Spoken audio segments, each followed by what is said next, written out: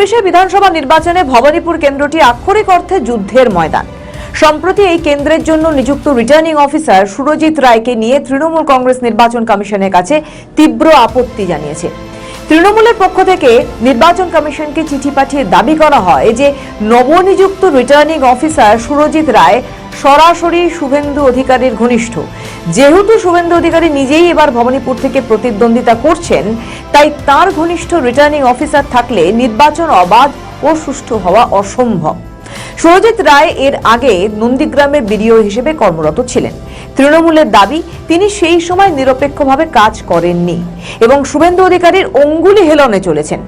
2021 সালে বিধানসভা নির্বাচনে নন্দীগ্রামে মমতার হারের পিছনে ওই কেন্দ্রে তৎকালীন নির্বাচনী আধিকারিকদের ভূমিকা নিয়ে তৃণমূলের মনে গভীর সন্দেহ ও ক্ষোভ রয়েছে। 2026-এ শুভেন্দু যখন নিজেই ভবানীপুরে মমতার বিরুদ্ধে লড়াই চ্যালেঞ্জ ছুড়ে দিয়েছে, তখন নন্দীগ্রামের প্রাক্তন বিডিওকে এই গুরুত্বপূর্ণ কেন্দ্রের রিটার্নিং অফিসার করাকে তৃণমূল একটি সুপরিকল্পিত ষড়যন্ত্র হিসেবেই দেখছে। তাদের দাবি, এক্ষেত্রে ভোট গণনায় বা বুথ ম্যানেজমেন্টে কারচুপি হতে পারে।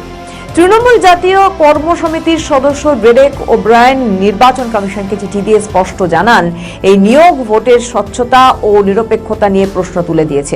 শুভেন্দু অধিকারীর প্রভাবমুক্ত থেকে সুরজিৎ রায় কাজ করতে পারবেন না বলে তৃণমূলের আশঙ্কা। তৃণমূলের দাবি, অবিলম্বে সুরজিৎ রায়কে কোনো নিরপেক্ষ আধিকারিক সেখানে নিয়োগ করা হোক, তার বদলে। বিশ্লেষকদের মতে মমতা ইতিমধ্যেই অভিযোগ করেন, বিজেপি লোডশেডিং বা অন্য কোনো উপায়ে নন্দীগ্রামের মতো পরিস্থিতি ভবানীপুরেও তৈরি করতে চায়।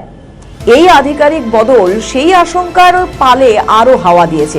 অবাধ নিরপেক্ষ নির্বাচন করতে ইতিমধ্যে একাধিক আধিকারিককে বদলি করা হয়েছে নির্বাচন কমিশনের তরফে। সেই তালিকায় সদ্য যোগ হয়েছেন 73 জন রিটার্নিং অফিসার। তার মধ্যে সবচেয়ে উল্লেখযোগ্য বোধহয় ভবানীপুর কেন্দ্র।